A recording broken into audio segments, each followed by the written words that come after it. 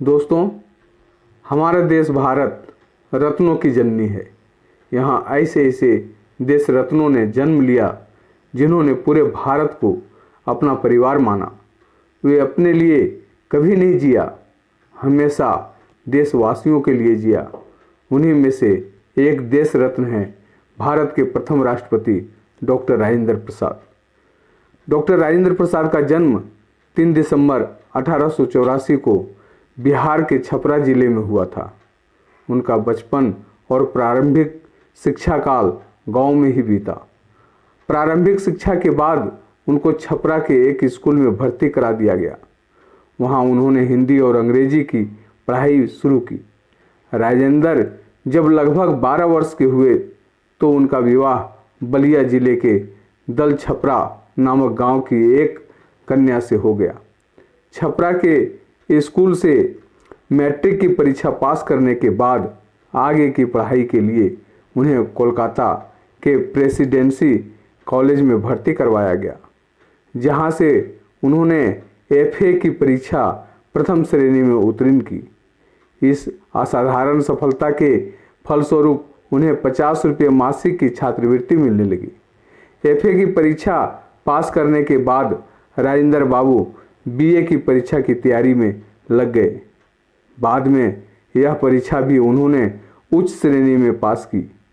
2 विषयों में BA honours करने के कारण उन्हें अब 2 छात्रवृत्तियां मिलने लगी। उन्होंने सन 1904 में एमए की परीक्षा पास की। सन 1905 में बंगाल विभाजन के विरोध में बंग भंग आंदोलन शुरू हुआ। स्वदेशी आंदोलन का प्रचार भी उन दिनों जोरों पर था। राजेंद्र बाबू तो पहले से ही स्वदेशी वस्त्रों का उपयोग करते थे, फिर भी उस समय उनके पास जो भी विदेशी वस्तुएं थी उन्होंने वे सब जला दी। सन 1906 में कांग्रेस के कोलकाता अधिवेशन में राजेंद्र बाबू ने एक स्वयंसेवक के रूप में भाग लिया।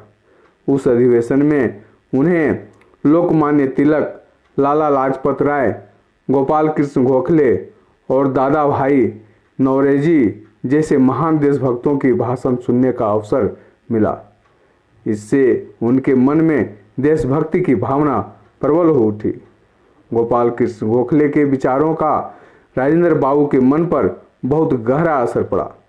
उन्होंने मुजफ्फरपुर कॉलेज में असाध्य कार्य शुरू कर दिया, लेकिन उस काम में उन्हें संतुष्टि नहीं मिली। लगभग 10 महीने बाद उन्होंने अध्यापन कार्य छोड़कर वकालत पढ़ने का निश्चय किया। इसके लिए उन्हें पुनः कलकत्ता जाना पड़ा। सन 1909 में राजेंद्र बाबू जब वकालत की पढ़ाई कर रहे थे तो गोपाल कृष्ण गोखले ने स्टूडेंट्स ऑफ इंडिया सोसाइटी की स्थापना की। गोखले जी को पहले ही पता लग चुका था कि राजेंद्र बाबू एक होनहार विद्यार्थी हैं। उन्होंने राजेंद्र बाबू को देश सेवा के लिए इस सोसाइटी में शामिल होने के लिए निमंत्रित किया। गोखले जी के विचार और उनके आग्रह का राजेंद्र बाबू पर गहरा प्रभाव पड़ा। उनके मन में देश सेवा का भावना और प्रबल हो गया। पहले राजेंद्र बाबू कलकत्ता में वकालत कर रहे थे। सन 1912 में पटना उच्च न्यायालय की स्थापना के बाद वे वहीं आकर वकालत करने लगे। धीरे धीरे एक वकील के रूप में राजेंद्र बाबू बहुत प्रसिद्ध हो गए। सन 1917 में बिहार के चंपारण में गांधी जी ने चंपारण सत्याग्रह आंदोलन चलाया। अंग्रेज सरकार ने गांधी जी को चंपारण का दौरा न करने का आदेश दिया। राजेंद्र बाबू और उनके साथियों को जब मालूम हुआ कि गांधी जी बिहार के गरीबों की समस्या से दुखी होकर आंदोलन चला रहे हैं तो वे बहुत प्रभावित हुए। उसके बाद से ही वे गांधी जी के अनन्य भक्त बन गए। बाद में उन्होंने चंपारण में महात्मा गांधी शीर्षक से एक पुस्तक लिखी। 15 जनवरी 1934 को बिहार में विनाशकारी भूकंप आया। उस समय राजेंद्र बाबू बीमार थे। उन्हें जेल से लाकर पटना अस्पताल में भर्ती कराया गया। भूकंप आने के 2 दिन बाद उन्हें जेल से रिहा कर दिया गया। जेल से रिहा होने के बाद राजेंद्र बाबू अस्वस्थ होते हुए भी भूकंप पीड़ितों की सहायता में जुट गए। डॉक्टरों की सलाह को नज़रअंदाज कर उन्होंने पैदल यात्रा करके निराश्रितों के लिए आश्रय, निवस्त्रों के लिए वस्त्र और भूख से तड़पने वालों के लिए अन्न का प्रबंध किया। 1 वर्ष तक यह राहत कार्य चलता रहा। राजेंद्र बाबू ने बड़े धैर्य से इस महान कार्य को पूरा किया। इस कार्य ने देश के सामने राजेंद्र बाबू की संगठन शक्ति और अद्भुत कार्य क्षमता का उदाहरण उपस्थित किया। उनका यश पूरे भारत में फैलने लगा।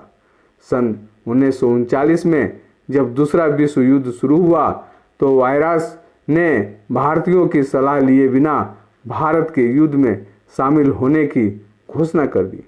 भारतवासियों ने इसका विरोध किया। सन 1942 में गांधी जी ने भारत छोड़ो आंदोलन छेड़ दिया। 8 अगस्त 1942 को मुंबई में अखिल भारतीय कांग्रेस कमेटी की बैठक हुई। उसमें सभी भारतीय नेता उपस्थित थे। राजेंद्र बाबू भी कार्यकारिणी के सदस्य के रूप में उपस्थित थे। गांधी जी ने भारत छोड़ो आंदोलन का प्रस्ताव पेश किया। जनता ने अपार उत्साह दिखाते हुए प्रस्ताव का समर्थन किया। इस प्रकार भारत छोड़ो आंदोलन का प्रस्ताव पास हो गया। किंतु दूसरे ही दिन सरकार ने राजेंद्र बाबू समेत कई कांग्रेसी नेताओं को गिरफ्तार कर अहमदनगर की जेल में डाल दिया। सन 1945 में युद्ध की समाप्ति के बाद सभी नेताओं को रिहा कर दिया गया। जेल में रहते हुए भी राजेंद्र बाबू कुछ न कुछ लिखते रहते थे। उन्होंने इंडिया डिवाइडेड नाम से जो पुस्तक लिखी थी वह देश की विभाजन समस्या पर सबसे प्रामाणिक पुस्तक कही जा सकती है। राजेंद्र बाबू की स्मरण शक्ति भी विलक्षण थी। 1900 पृष्ठ की अपनी आत्मकथा में उन्होंने अपने जीवन काल का इतिहास इतनी आसानी से लिख दिया मानो कल की बात का वर्णन कर रहे हो। दूसरा विश्व युद्ध समाप्त होने के बाद वायरस ने कांग्रेस और मुस्लिम लीग को अंतरिम सरकार बनाकर देश का संचालन करने का निमंत्रण दिया। सन 1946 में पंडित जवाहरलाल नेहरू के नेतृत्व में अंतरिम सरकार का गठन किया गया। राजेंद्र बाबू को खाद्य मंत्री बनाया गया। उन्हें यह विभाग पसंद था क्योंकि वह अपने आप को किसान समझते थे और इस विभाग में रहकर ही वे गरीब किसानों की सच्ची सेवा कर सकते थे। सन 1947 में भारत को आज़ादी मिलने के बाद भारत के लिए नया संविधान बनाने के उद्देश्य से एक समिति का गठन किया गया। राजेंद्र बाबू को इस संविधान सभा का अध्यक्ष बनाया गया। जब संविधान बनकर तैयार हो गया तो डॉक्टर राजेंद्र प्रसाद ने देश के सर्वोच्च पद प्राप्त किया, परंतु उन्होंने अपनी सहज विनम्रता, सादगी और सर्वसाधारण के प्रति प्रेम आदि गुणों को कभी नहीं छोड़ा। राष्ट्रपति होते हुए भी डॉक्टर राजेंद्र प्रसाद ने कभी अपने आप को सर्वसाधारण से अलग नहीं किया। जब वे उस भवन में गए जिसे आज राष्ट्रपति भवन कहा जाता है तो उन्होंने अंग्रेजों के समय की अधिकांश साज सज्जा वहां से हटवा दी। उन्होंने वह गद्देदार पलंग तुरंत अपने कमरों से हटा दिया जिस पर अब तक के अंग्रेज शासक सोया करते थे। उसकी जगह उन्होंने लकड़ी का एक तख्तपोश रखवाया और सदैव उसी का शयन के लिए प्रयोग किया। विशाल राष्ट्रपति भवन में उन्होंने अपने लिए केवल 2-3 कमरे ही रखे थे। उनमें से एक कमरे में चटाई बिछा रहती थी जहां बैठकर वे चरखा काता करते थे। उन्होंने प्रथम बार 26 जनवरी 1950 को राष्ट्रपति पद के लिए चुना गया था। 6 वर्ष का कार्यकाल सफलतापूर्वक पूरा करने के बाद सन 1955 में उन्हें दूसरी बार राष्ट्रपति बनाया गया। उनके महान व्यक्तित्व के प्रति राष्ट्र की श्रद्धा का प्रमाण था। सन 1962 तक उन्होंने इस पद पर रहते हुए देश की सेवा की। सन 1962 में डॉक्टर राजेंद्र प्रसाद को प्रथम भारत के सर्वोच्च नागरिक सम्मान भारत रत्न से सम्मानित किया गया। राष्ट्रपति पद से सेवानिवृत्त होने के बाद राजेंद्र बाबू पटना के सदाकत आश्रम में आकर रहने लगे। 28 फरवरी 1963 को उनका निधन हो गया। उन्होंने विभिन्न रूपों में देश की जो महत्वपूर्ण सेवा की, उसके लिए समस्त देशवासी राजेंद्र बाबू का सदैव ऋणी रहेंगे।